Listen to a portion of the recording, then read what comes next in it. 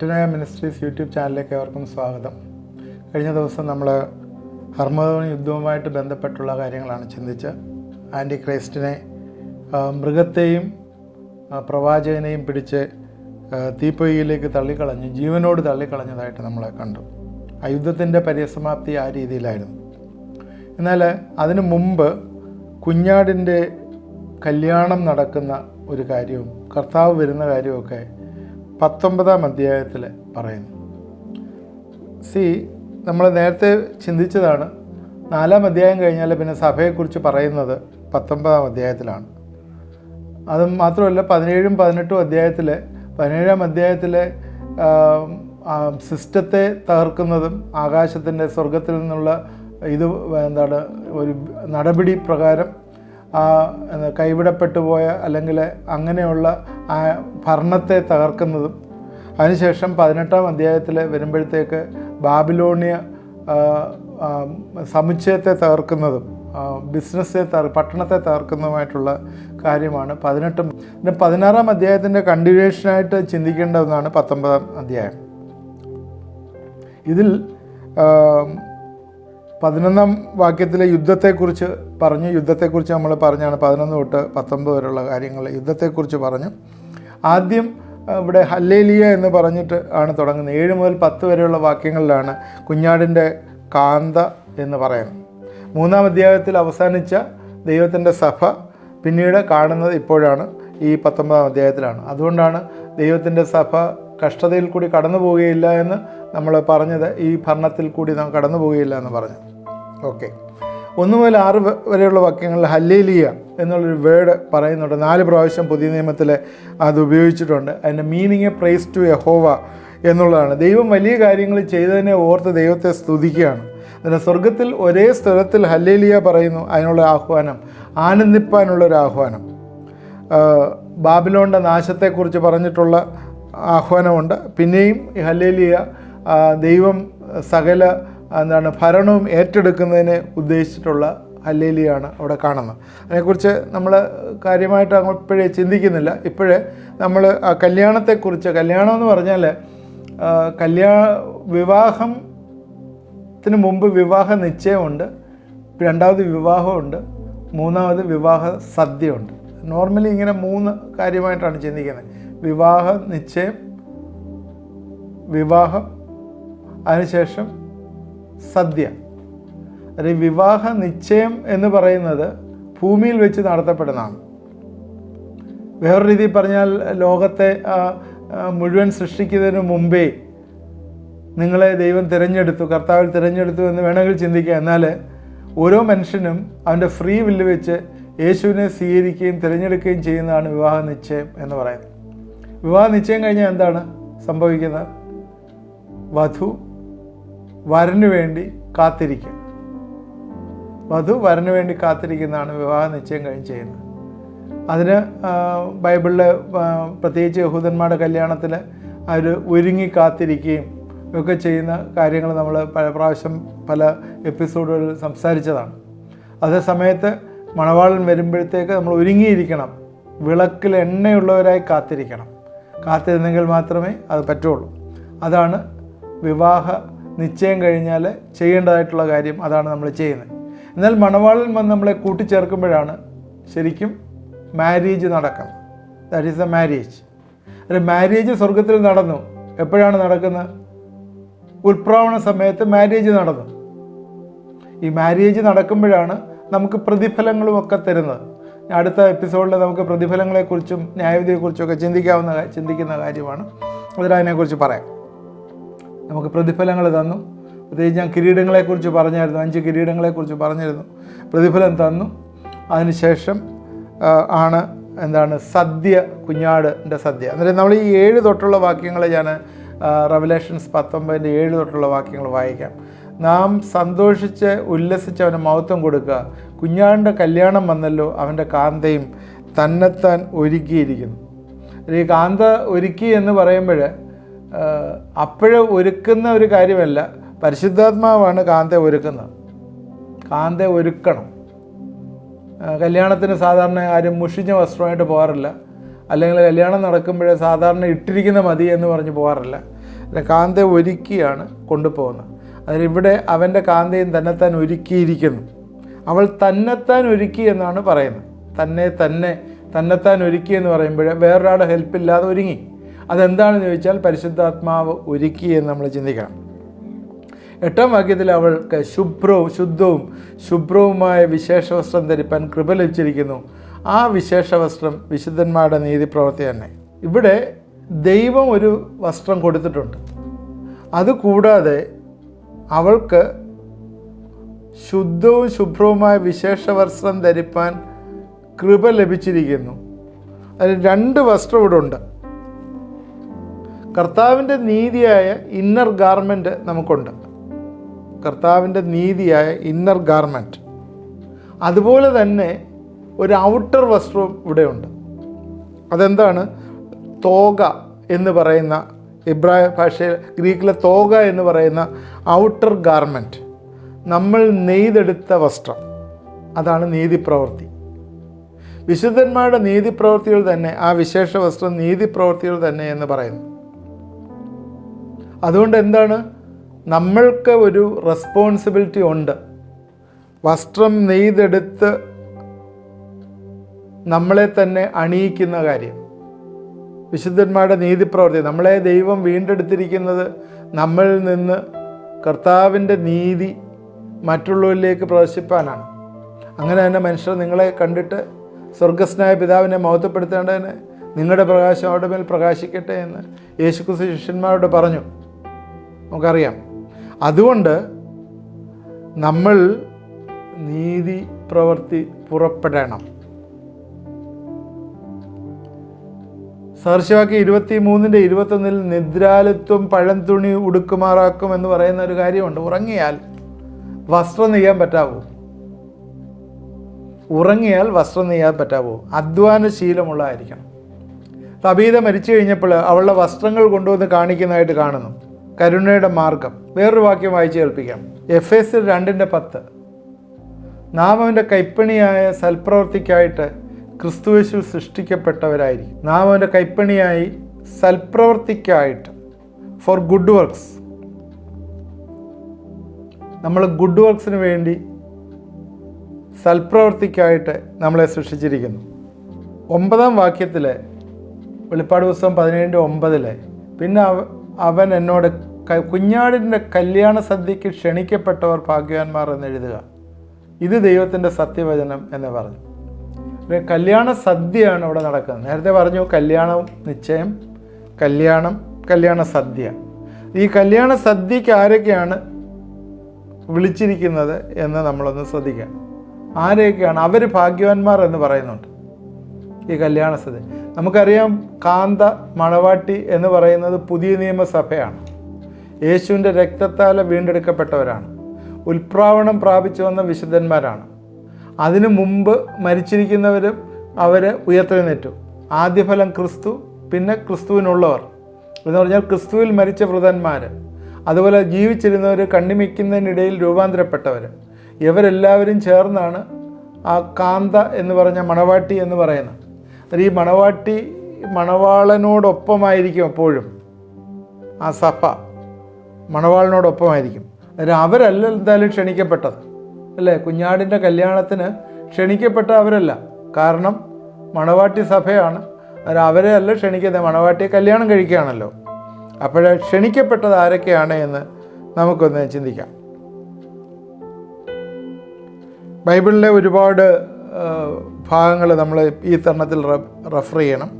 ആരെയൊക്കെയാണ് കല്യാണത്തിന് ക്ഷണിച്ചത് എന്നുള്ളത്. ചില ആളുകൾ പറയുന്നത്, ചില പണ്ഡിതന്മാർ പറയുന്നത്, ഈ കല്യാണ സദ്യ എന്ന് പറയുന്നത് 1000 ആണ്ട് വാഴ്ചയിലാണ് എഫക്റ്റീവായിട്ട് നടക്കുന്നത്. Feast will happen only in the earth. ഭൂമിയിലാണ് ഇത് നടക്കുന്നതെന്ന് അങ്ങനൊരു ചെറിയ പഠിപ്പിക്കലുണ്ട്.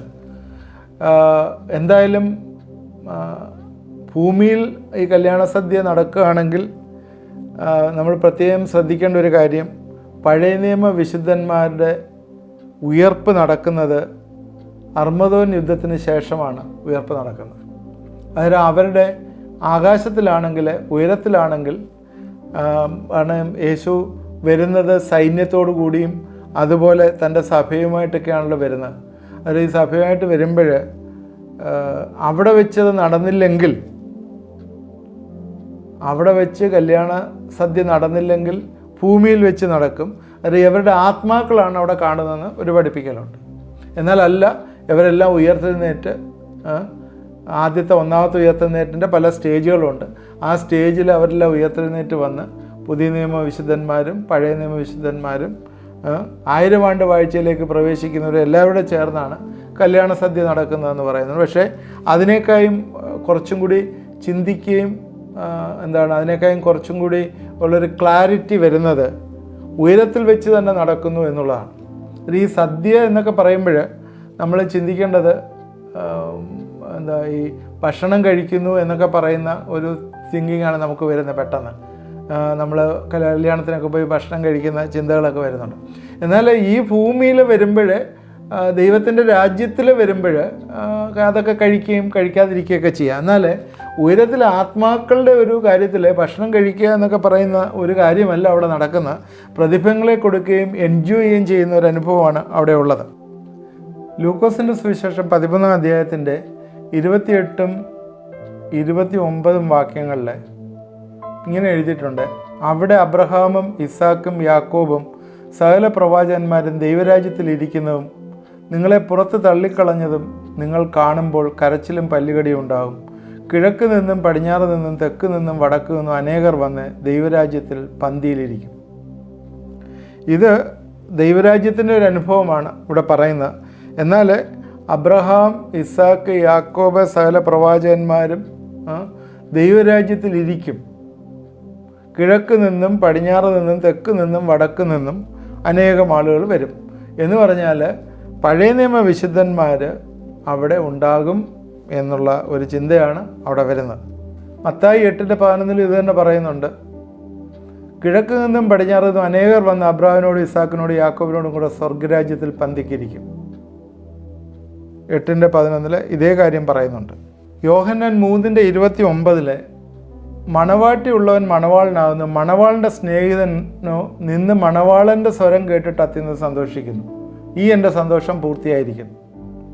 ഇവിടെ മണവാളൻ്റെ സ്നേഹിതൻ എന്നിവിടെ പറയുന്നത് യോഹന്നാൻ സ്നാപകനെ കുറിച്ചാണ്. അവരെല്ലാം പന്തിയിലുണ്ടാവും. വെളിപ്പാട് പുസ്തകം 20:4 പീഡനകാലത്ത് വിശുദ്ധന്മാരെ കുറിച്ച് പറയുന്നുണ്ട്. അവർ കാണും, ഈ പന്തിയിൽ അവരോടൊപ്പം കാണും പീഡനകാലത്തെ വിശുദ്ധന്മാർ.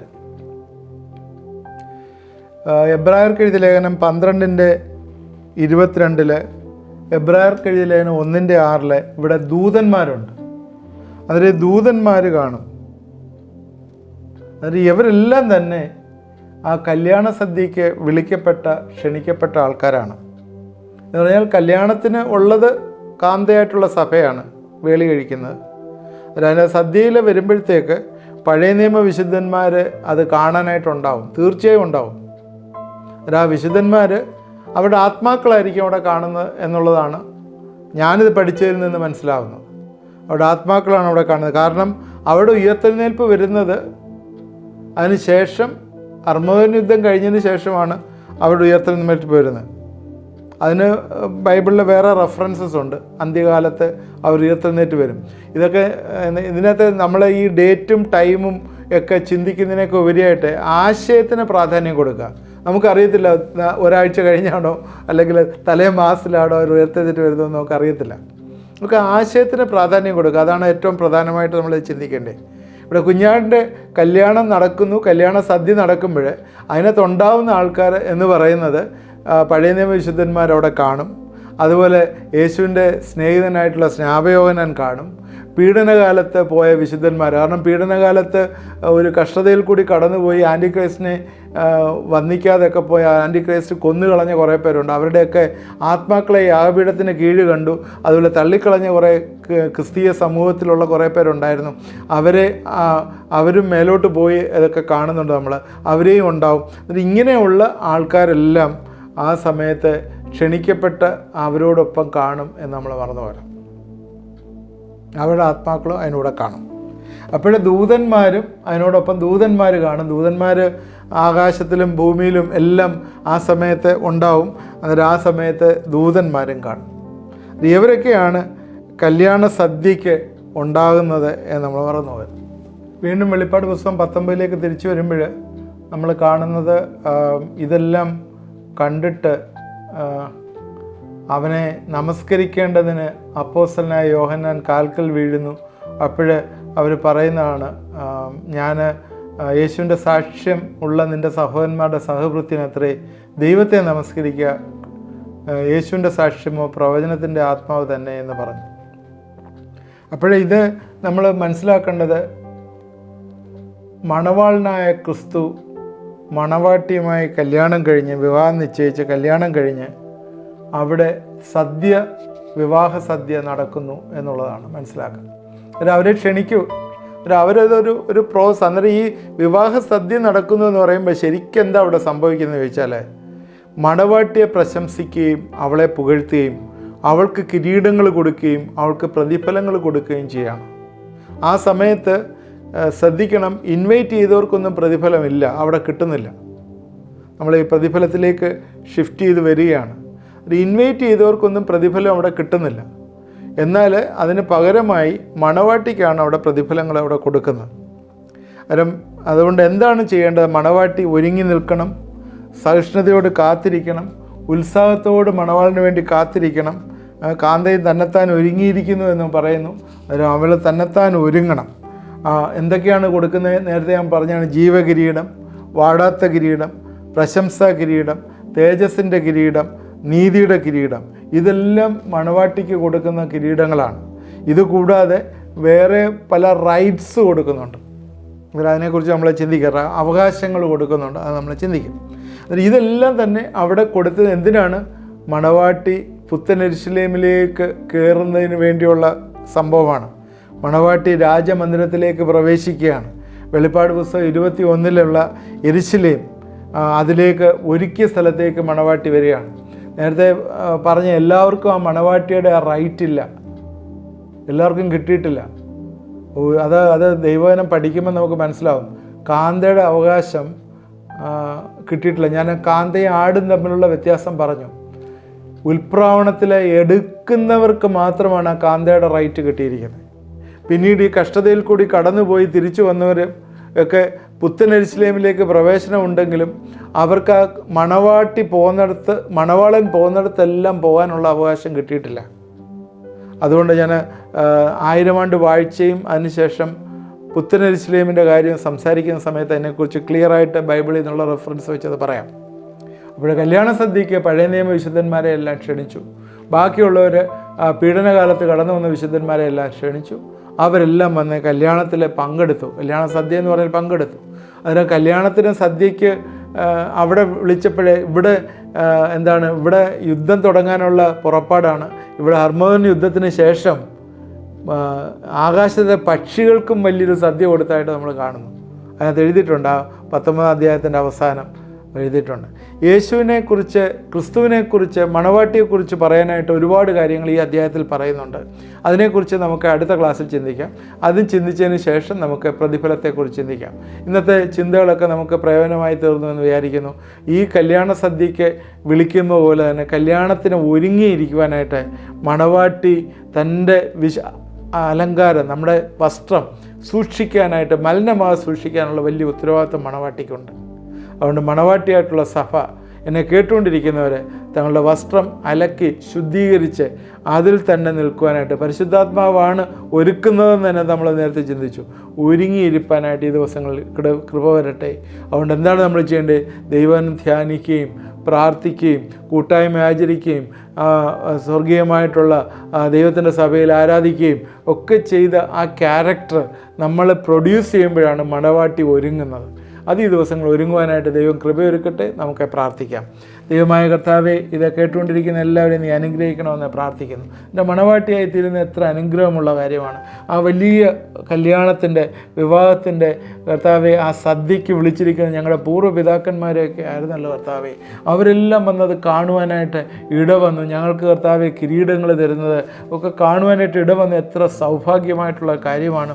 ഇതൊക്കെ അനുഭവിക്കാനായിട്ട് കർത്താവെ നീ ഞങ്ങളെ വിളിച്ചാക്കിയിരിക്കുന്നത് കർത്താവ് ഇതൊന്നും വിട്ടുകളവാതെ കർത്താവിൽ തന്നെ ലക്ഷ്യം വെച്ച് ജീവിപ്പാനായിട്ട് ഞങ്ങളെ സഹായിക്കണമേ.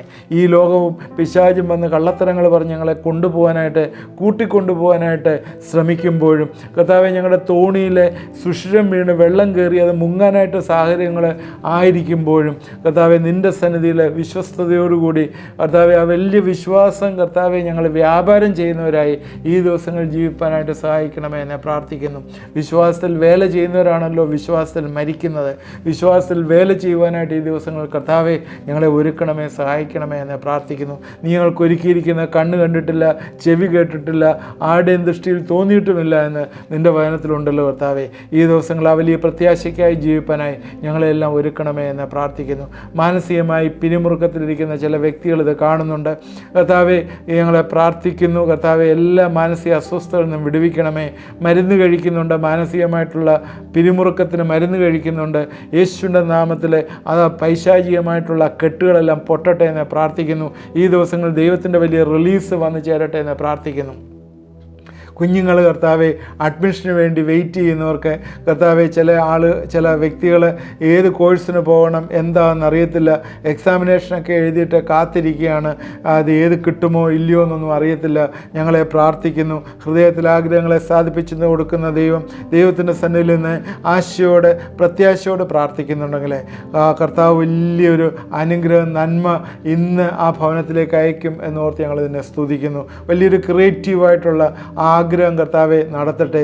സകല നല്ല ദാനവും വെളിച്ചത്തിൻ്റെ പിതാവിങ്കിൽ നിന്ന് വരുന്നുവെന്ന് മനസ്സിലാക്കിക്കൊണ്ട് നിന്നിൽ ആശ്രയിച്ച് പ്രാർത്ഥിപ്പാനായിട്ട് പ്രിയ മക്കളെ ഇടവരുത്തണമേ, സഹായിക്കണമേ. പ്രാർത്ഥന കേട്ടോർത്ത് സ്തോത്രം. യേശു ക്രിസ്തുവിൻ്റെ നാമത്തിൽ പ്രാർത്ഥിക്കുന്നു, കേൾക്കുമാറാകണമേ. ആമേൻ. ഇത് കണ്ട എല്ലാവരെയും അനുഗ്രഹിക്കട്ടെ. ആദ്യമായിട്ട് കാണുന്നവരാണെങ്കിൽ നിങ്ങൾ സബ്സ്ക്രൈബ് ചെയ്യാൻ മറക്കരുത്. അതുപോലെ തന്നെ നിങ്ങളുടെ ഫ്രണ്ട്സിന് ഇത് അയച്ചു കൊടുക്കണം. ഇതിൻ്റെ മുമ്പുള്ള എപ്പിസോഡുകൾ കണ്ടെങ്കിൽ മാത്രമേ ഇത് കണ്ടിന്യൂറ്റി കിട്ടുള്ളൂ. അതിനാൽ കാണാത്തൊരു മുമ്പുള്ള എപ്പിസോഡ് കാണണം, തുടർന്ന് ഇത് വാച്ച് ചെയ്യണം. കർത്താവിൻ്റെ രണ്ടാമത്തെ വരവുമായിട്ട് ബന്ധപ്പെട്ടുള്ള കാര്യങ്ങളാണ് സംസാരിക്കുന്നത്. ദൈവം നമ്മളെ എല്ലാവരെയും അനുഗ്രഹിക്കട്ടെ.